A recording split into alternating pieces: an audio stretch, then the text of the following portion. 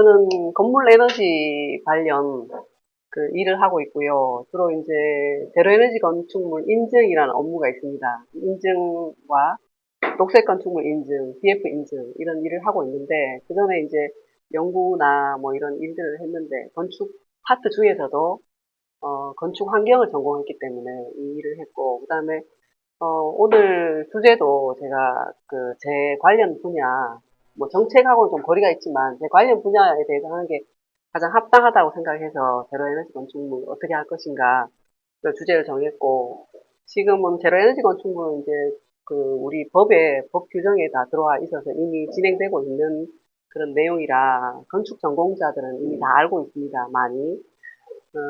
근데 이제 오늘 내용은 주로 이제 어떻게 할 것인가 마지막에 나와 있는 이제 여기에 방점이 있다고 할 수 있겠고 그 만약에 이게 이제 그 공유할 수 있는 그런 의미가 있다면 제로에너지 건축물에 대해서 뭐 피상적으로는 알고 있지만 세부적인 현황은 다들 뭐 다 깊이 알고 있는 바는 아니니까 그런 내용을 함께 공유하자는 그런 의미라고 이렇게 봐주시면 되겠습니다.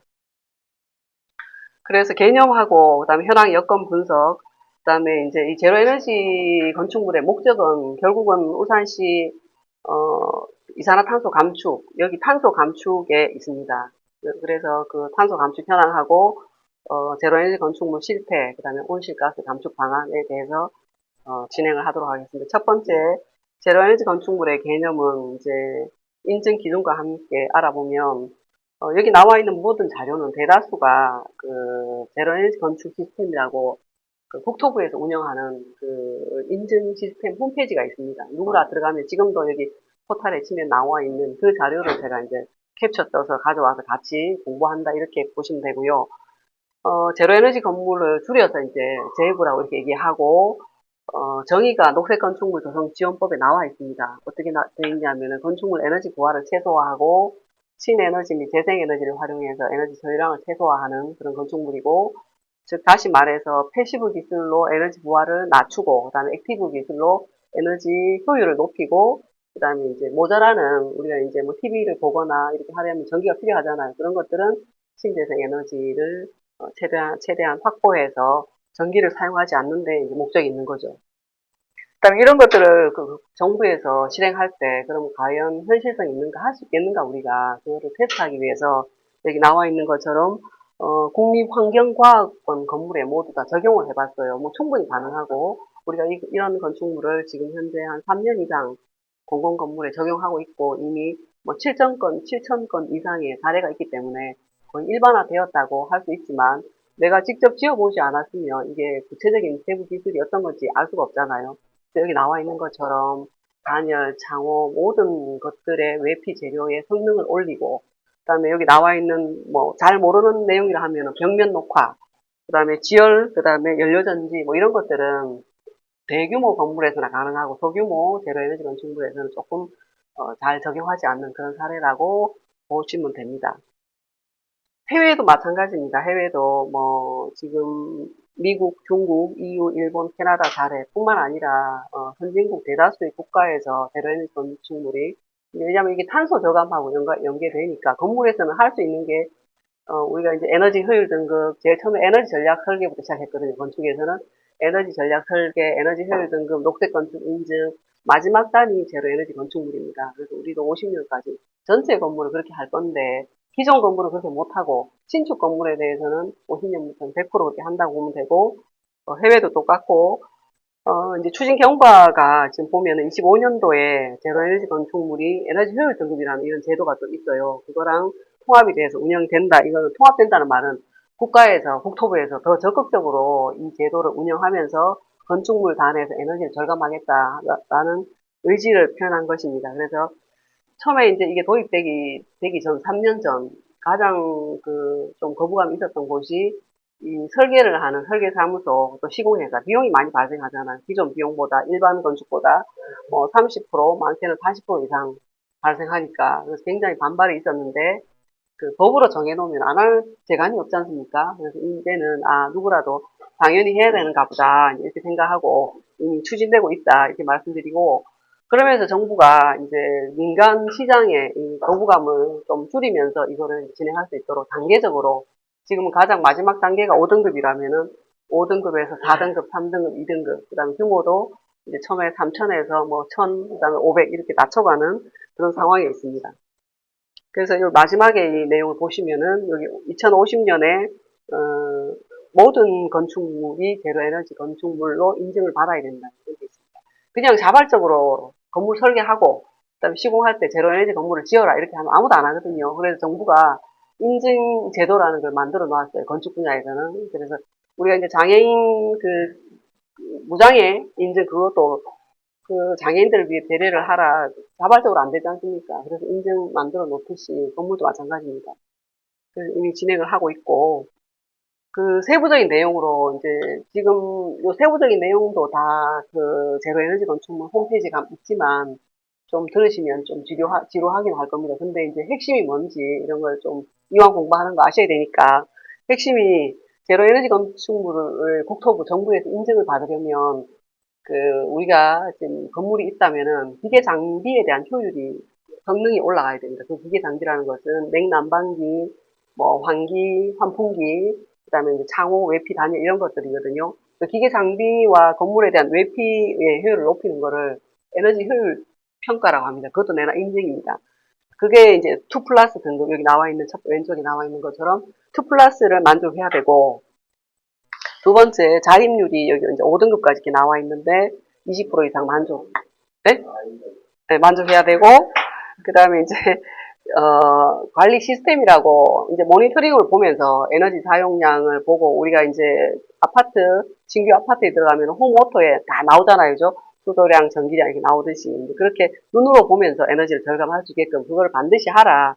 요 세 가지를 만족해야지 인증에 합당합니다. 이제 그게 아주 잘 만족하면 5등급, 기본만 하면 5등급, 그다음에 4등급, 3등급 이렇게 이제 올라갑니다. 현황 여건 이제 국내 그러면 이런 제로 에너지 건물 인증을 얼마나 많이 받았는가 이걸 한번 알아보면 거의 대부분은 이제 비주거용 이제 크게 건물에서 용도는 인증에서는 주거용, 비주거용 이렇게 나눠요. 주거용은 이제 단독주택, 아파트 뭐 이런 것들이고 그다음에 비주거용 그 외에는 전부 다 주거용 외에는 다 비주거용인데 거의 대다수 97%가 비주거용에서 인증은 지금은 공공건물만 받기 때문에 청사라든가 뭐 노유자 시설이라든가 유치원이라든가 경로당 이런 것만 받거든요. 민간 건물은 자발적으로 받는 울산에서는 민간 건물 자발적으로 받은 사례는 없습니다. 근데 타 도시에는 많이 있어요. 민간 건물이 뭐 SK라든가 현대라든가 기업 있지 않습니까? 기업에서 선도적으로 우리 회사 홍보를 위해서 뭐 한다. 이거는 가능한데 아직 그 울산에서는 공장도 몇 개 있고 한데 민간은 없어요. 전부 다 공공. 전부 다 공공 건물이다 보니까 비주거죠. 왜냐하면 공공의 주거는 임대 아파트밖에 없잖아요. 그래서 주거에서 이 받은 건물 중에서는 이제 공공 임대주택, 공공 아파트 이렇게 있고 비주거용의 대다수의 시설은 학교입니다. 학교에서 학교 건물이 모든 인증의 기준이 된다 이렇게 보면 되는데 학교 교육연구시설, 그 다음에 업무시설, 주로 청사가 되겠죠. 이 건물이 대다수를 차지하고 있습니다. 그 다음에 이제 그 전국적으로 이 추이를 보면 뭐 경기도가 도시가 크니까 제일 1534건으로 제일 많고 울산은 좀 낮습니다. 그냥 도시 규모 자체가 울산은 특징이 산업단지이기 때문에 건물 단 규모 자체가 적습니다. 전체 인정 건수의 한 2% 정도 되거든요. 그러면 이게 낮은가 하면 낮진 않고 건물 규모에 비해서 적정합니다. 건물 규모에 비해서. 그래서 광주 정도의 규모라고 이렇게 보면 되고 이렇게 이제 도시 규모가 크면은 아무래도 의무 공공 건축물도 규모가 개수가 많잖아요. 그러다 보니까 인증 건수가 많아지는 거죠. 유형별 현황을 연도별 추이를 보면은 17년도, 18년도, 19년도 해서 24년도까지 이렇게 나와 있는데 지금 이 자료는 제로에너지 건축물 인증 시스템 홈페이지에 가면은 저와 같이 이렇게 볼 수 있는 겁니다. 제가 그 자료를 그대로 가져와서 공유하는 거거든요. 여기 보면 20년도부터 인증 제도가 들어와서 20년도에 이렇게 증가해서 지금은 3년도, 4년도, 5년도도 계속 진행되고 있죠. 계속 되고 있고, 우리가 인증 제도는 예비 인증과 본 인증을 나눠서 여기 파란색은 예비 인증이고, 붉은색은 본 인증인데, 그 건물 지어질 본 인증만 하면은 이제 설계에서 오차가 생기거든요. 이런 오차를 방지하기 위해서 미리 사전에 인증을 받아서 이렇게 인증을 받겠다고 약속을 해라.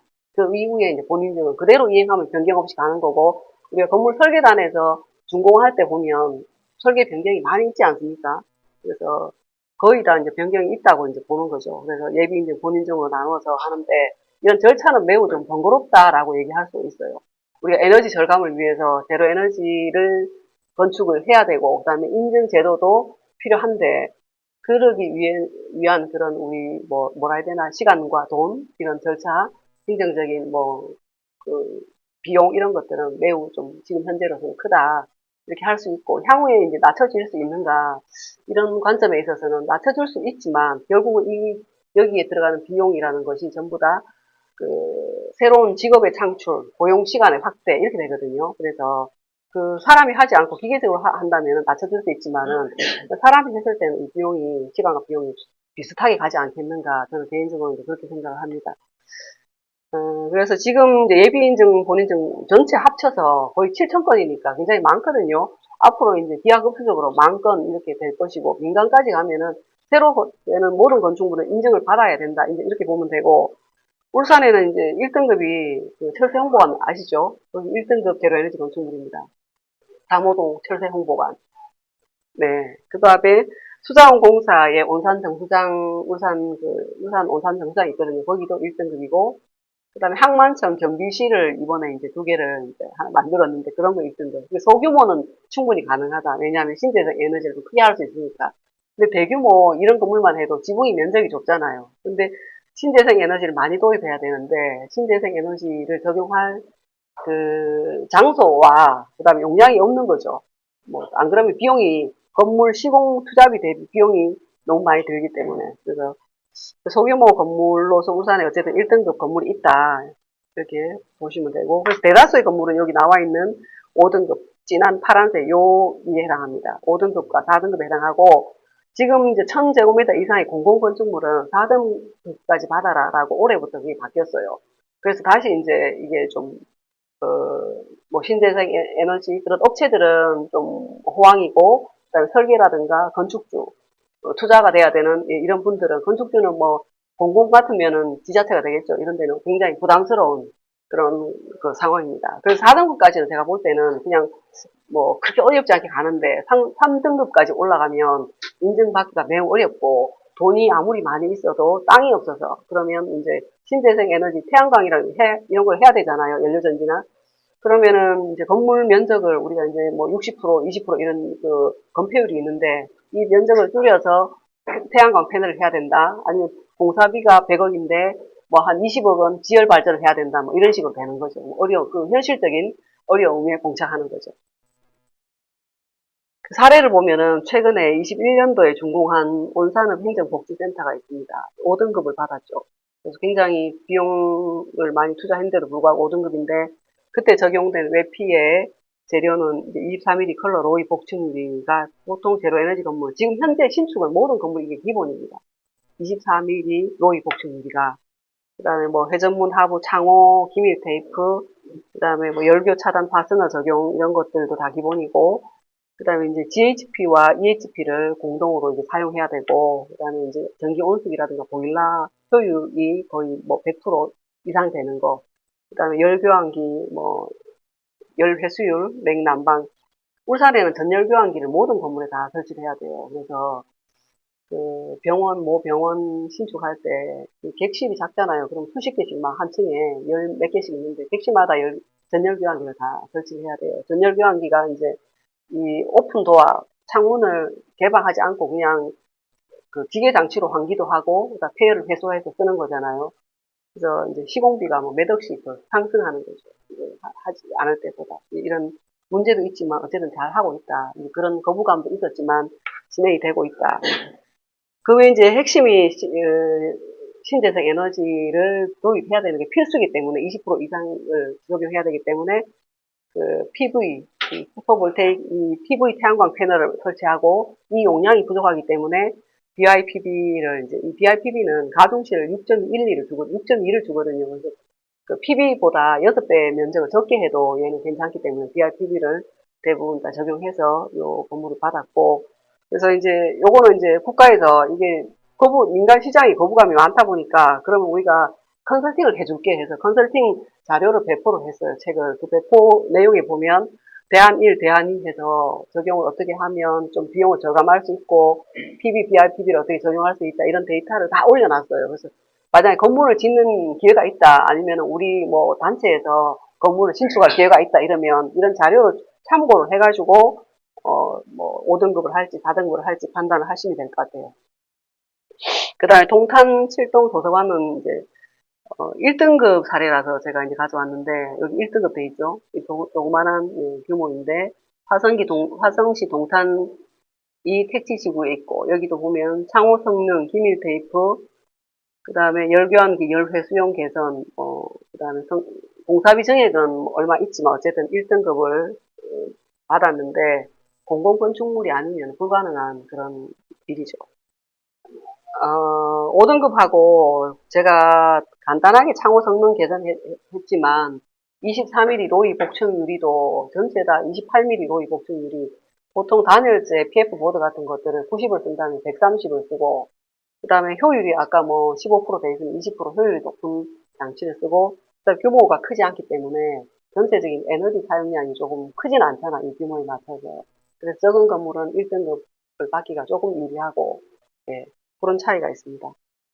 그 다음에 이제 PB도 이 면적의 옥상 규모가 위로 올라가는 건물은 전체 에너지 사용량보다 옆으로 이렇게 퍼져 있기 때문에 지붕이 넓죠. 그러면 PB나 BIPB를 올릴 수 있는 면적이 좀 넓잖아요. 그죠? 그래서 훨씬 더 가능성이 높다라고 할 수 있습니다. 그렇다 하더라도 투잡이라든가 이 동탄 7동 요 담당자 발주처에서 비용 우리는 1등급 정도로 받고자 한다는 목표 의식이 없으면 좀 불가능한 거죠. 일반적으로 하는 기본 5등급이거든요. 근데 우리는 좀 잘 받고 싶다. 좀. 공공건물은 혜택이 있어도 공공건물이지 않습니까? 혜택은 민간의 인센티브가 있어요. 공공은 없습니다. 혜택은 뭐 재산세 감면, 취득세 감면 다 있거든요. 그거는 민간 건축물일 경우, 이 공공건축물이기 때문에 혜택은 이제 해당되지 않지만, 뭐 상징적으로 우리는 1등급 건물을 이제 갖고 싶다. 우리 설세 홍보관도 그랬거든요. 그죠? 예, 상징적인 그런 건물이었기 때문에 비용을 들여서 하는 것이다. 이렇게 보면 되고, 또 여기도 이제 규모가 지열 난방이 들어갑니다. 그게 좀 지열 난방이 원래 이제 EHP를 다 쓰는데 냉난방기가 왜 그 지열을 쓰면은 얘 전기 쓰는 것들을 좀 멈출 수 있고 지열로 충분히 하고 얘는 꼭 필요할 때만 쓰는 거죠. 그렇게 하면 효율은 더 올라갑니다. 그 다음에 이제 뭐 경기 신용보증재단 사업 같은 경우에는 이게 이제 앞에 건물은 옆으로 퍼져 있지만 얘는 위로 이렇게 있지 않습니까? 이런 건물은 인면에도 BIPB나 PB를 붙일 수 있는데 방향이 중요하겠죠. 그래서 남쪽, 동쪽 가능한데 이 시뮬레이션, 1조 시뮬레이션을 통해서 그 인면을 찾고 그 인면에 최대한 이제 BIPB나 PB를 붙여서 성능을 높인 거죠. 물론 등급은 5등급이지만 이런 이제 고층 건물에 해당하는 거거든요. 그래서 이런 고층 건물이 제로에너지 인증받는 것은 아무리 그 효율, 성능을 높인다 하더라도 매우 어렵다. 이 업무 시설이기 때문에 에너지 사용량이 많다 적다 하면 얼마나 많을까 다 기본적으로 우리가 들어오지 않습니까? 업무 시설이니까 이제 전산 장비부터 시작해서 어마어마하게 많이 들어가잖아요. 가정이 아니니까. 그런 것들 이런 건물에서 5등급을 받는 것이 쉽지 않은데 어쨌든 경기신용보증재단에서 받은 사례를 제가 참고 삼아 두었고 그 다음에 이제 총공사비 시뮬레이션 사례도 책으로 이렇게 만들어 제시를 해놨거든요. 대규모일 때, 중규모, 소규모 사례. 제가 이제 업무용 건축물, 소형 중부일 때, 서울에 그 연면적이 3천이고요. 지하 2층, 지상 7층의 건물입니다. 중고 4m이고, 이런 이제 일반적인 건물이죠. 한 이 정도 건물 규모 정도 된다고 보면 되는데, 제로에너지 5등급, 일반 건물은 단위면적당 공사비가 280만 원입니다. 5등급으로 받으려면은 4.1% 증가되고 1등급으로 하려면 일반 건물보다 22.3% 정도가 증가됩니다. 이거는 이제 20%에서 25%, 뭐 30%까지 얘기할 수 있는데 어쨌든 제로에너지 건물이 고성능화되어 있기 때문에 비용이 20%에서 한 30%, 25%에서 30% 이렇게 올라간다. 이런 자료를 통해서 공단에 제시하고 있는 거죠. 그래서 지자체에서 또는 민간에서 본인이 선택을 할 때 비용이 그럼 어느 정도 상승할 것인가 가늠이 돼야 되지 않습니까? 참고하기 위해서 이런 자료를 올려놓고 그렇죠. 예, 예, 예. 그게 페이백이 뭐 20년, 30년 이렇게 단정은 아직 못하지만 에너지 사용량을 보면은 우리가 이제 풍력 같은 경우는 빠르면 4년, 길면 7년 뭐 이렇거든요. 그런 것처럼 제로 에너지가 30%더 상승이 돼도 그 30% 비용이 규모에 따라 막 억 단위일 수도 있고 천 단위일 수도 있지 않습니까? 그래서 뭐 10년 소규모 건물일 때는 한 20년 지나면은 회수가 된다라든가 되는 거죠. 예, 근데 이제 우리가 민간에서 하기 힘든 것이 30년 뒤에 회수가 돼도 내가 사는 동안 그렇게 수입을 못 받, 얻지 못하잖아요. 예, 안 하죠. 그래서 이제 강제로 법을 만들어 놓는 거죠. 건물단에서는 뭐 우리가 법이라는 것이 그렇지 않습니까? 교통법규처럼. 불편하지만 그러니까 해야 되는. 예, 탄소 배출 자체도 그렇거든요. 내가 막 매우 불편하지만 해야 되는. 탄소 중립, 울산시 탄소 감축 현황에 대해서. 이거는 이제 국가 탄소 중립 녹색 성장 기본 계획에 나와 있는 내용입니다. 왜 우리가 해야 되는 필요성. 18년을 기준으로 해서 이제 7억 2,700만 톤이었는데 가만 놔두면 계속 올라가겠죠.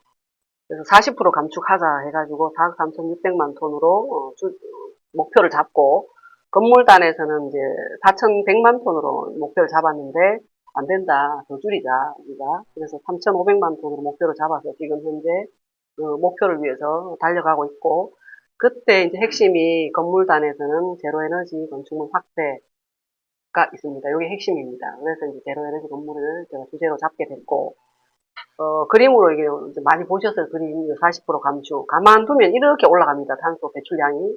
그래서 이거 대비 이게 이제 20년 동안 거의 50% 이상 증가된 거거든요. 이거를 이제 이렇게 낮추자. 쭉쭉 낮추자. 이렇게 낮추자. 이게 이제 목표입니다. 울산시에는 그래서 건물 부분에는 여러 가지 방법이 있어요. 기계 장치의 효율 향상, 그 다음에 이제 수요 관리, 그 다음에 이제 뱀스 보급 확대, 이제 빌딩 에너지 매니지먼트 시스템에서 제로 에너지 건물을 하면 반드시 해야 되는 뱀스, 그 다음에 이제 행태 개선 강화, 청정 에너지 확대가 있는데, 제가 오늘 이제 강조하고 싶은 것이 이 행태 개선 강화입니다. 왜냐하면 제도적으로 제로 에너지로 받게 하고, 그 다음에 기계 장치, 뭐, 보일러, 냉난방 장치, 뭐 이런 것들 전부 다 효율 향상되고 있지만, 결국은 이거를 사용하는 사람이 이제 어떻게 사용할 것인가, 어떻게 유지 관리할 것인가가 필요한 단계다. 이렇게 봐서 여기 이제 빨간 표시를 해뒀고요.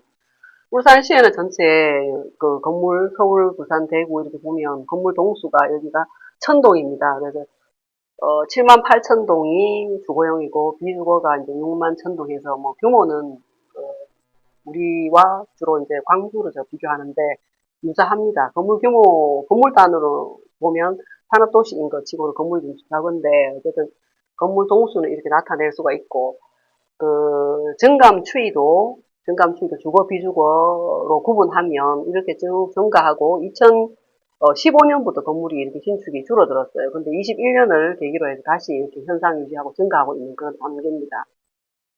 그래서 이제 녹색 건축물 계획을 이제 우리가 2차년도까지 계획을 하고 국가에서는 이제 3차년도 계획을 지금 준비 중에 있는데 2차년도 계획할 때 우리 온실가스 감축을 이 연두색으로 하자. 노란색이 정부에서 제시한 값이고, 우리는 연두색으로 하자라고 발표를 했고, 그 근거가 여기에 나와 있는 왼쪽 그림입니다. 조금 어려울 수 있는데, 건물을 이제, 기존 건물은 그 에너지를 많이 쓰잖아요. 단열이 잘 안 돼서. 그거를 온실가스 배출량이 많다고 이렇게 우리가 진단을 하고, 신축 건물은 거의 제로 에너지 건축물 수준에 가까워요.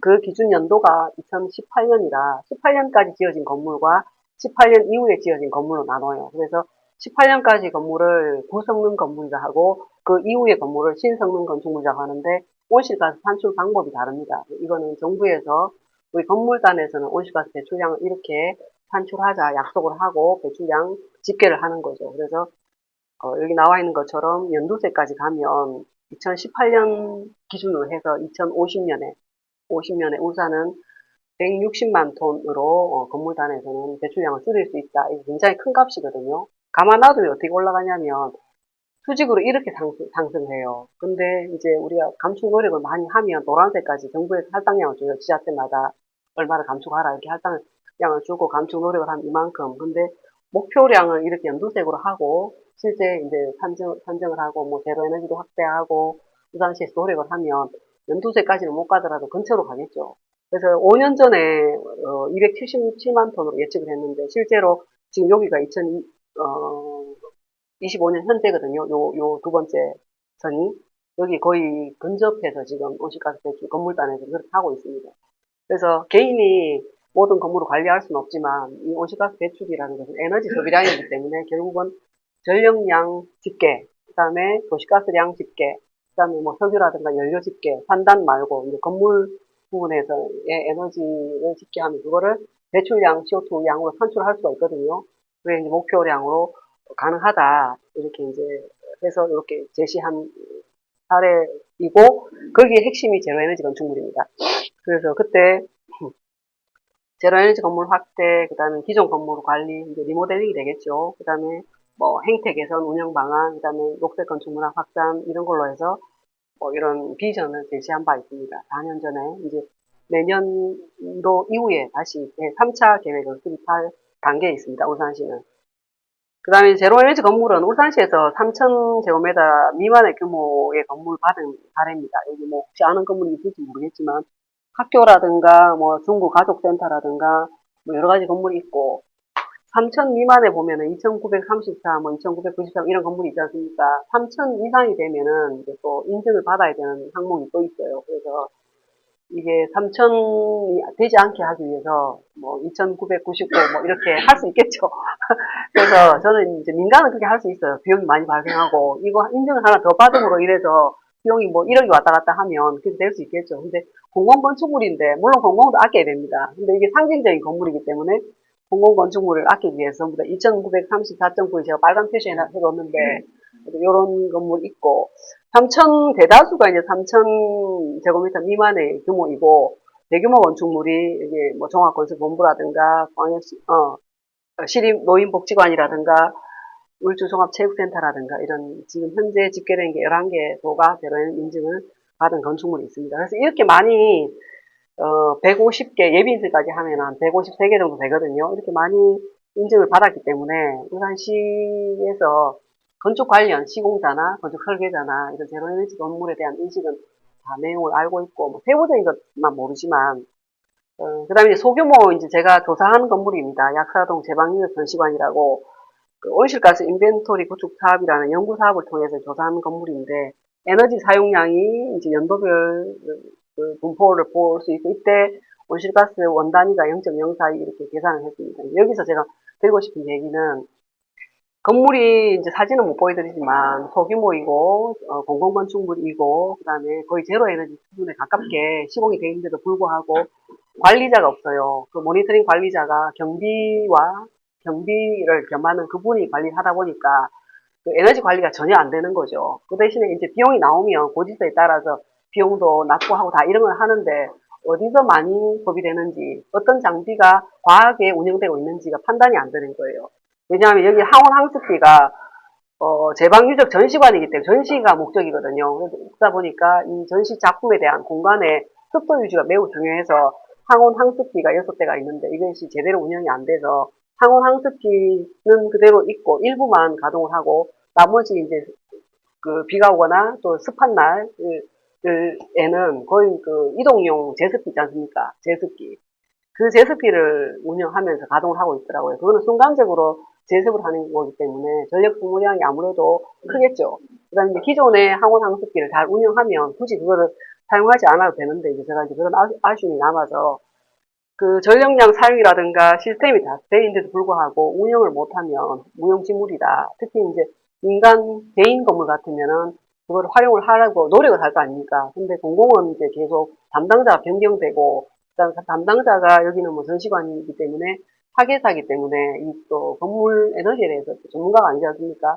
그런 문제가 있었다. 이렇게 얘기 드리고 그 방송으로 나가면 그분이 좀 원성이 있을 수도 있는데 어쨌든 이런 그 현황이 여기뿐만 아니라 대다수가 그럴 것이다라는 생각을 하는 거죠. 제가 그래서 유지 관리가 이제 필요하다. 이 데이터를 어떻게 할 것인가 이제 누가 할 것인가 어떻게 향후에 관리를 할 것인가 이게 필요하다는 것을 말씀을 드립니다. 그래서 관리를 이제 EMS라는 것은 에너지 매니지먼트 시스템이거든요. 이거는 뭐 새로 나온 얘기는 아니고 공장에서 이미 다 하고 있고 에너지 관리를 다 하고 있습니다. 건물 단에도 대규모 제로에너지도 다 시스템이 갖춰져 있어요. 제가 아까 보여드린 32개 제로에너지 건물, 울산에 또 11개 공공 건물에 다 시스템이 구축되어 있어요. 그 기본 개념이 에너지 사용량을 전부 다 센싱 해가지고 모니터링해서 사용량을 매일매일 보고 그걸 저장해 놓고 비교하고 그다음에 이제 뭐 특이사항, 기계 장비에 고장 나거나 이러면은 돌출 어떤 그 피크라든가 이런 게 있을 수 있겠죠. 그런 것들을 잡아내거나 이렇게 하는 건데 이런 개념을 통해서 소프트웨어 구성은 여기는 제가 전문 분야가 아니라서 뭐 자세하게 말씀 못 드리겠습니다. 여기 ABH라는 소프트웨어 전문 회사입니다. 건물뿐만 아니라 뭐 시스템 관리하는 회사의 자료인데 그 모니터링 제어 기능과 이제 그거를 통신으로 다 취합하고 그 다음에 저장하고 뭐 관리하는 그런 것들이 충분히 이제 기술이 가능하다는 거죠. 이것도 역시 마찬가지입니다. 여기는 냉난방뿐만 아니라 조명 제어 자동으로 우리는 이제 인체를 감지해가지고 하는 그런 시스템입니다. 인체를 감지해서 조명을 자동으로 디밍하거나 또는 온오프하는 그런 것들을 말합니다. 아파트에서는 이미 앱을 통해서 우리가 보일러 끄고 켜고 다 되지 않습니까?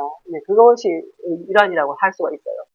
또 이거는 여기 보면은 최근에 나온 그런 용어인데 디지털 트윈이라는 그런 용어가 있어요.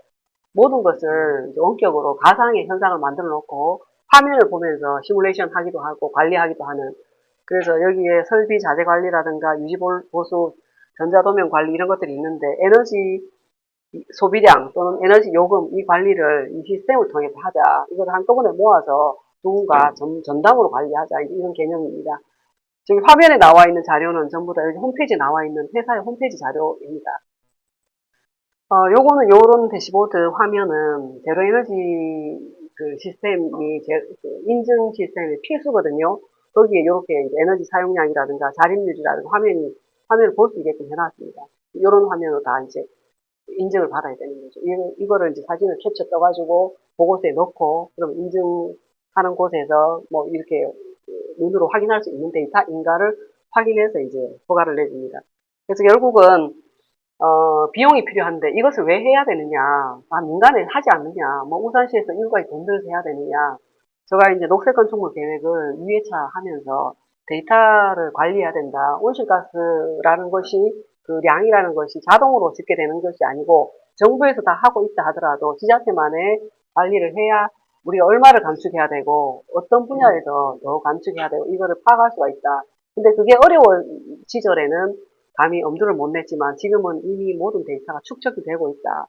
그래서 적은 비용으로 시스템 전담자를 회사를 선정하거나 이러면 그 회사의 연간 비용을 얼마나 지불하는 거죠. 유지관리비를 주는 거죠. 근데 그런 유지관리비는 우리가 KT 통신비 내듯이 비용이 그렇게 크지 않지 않습니까?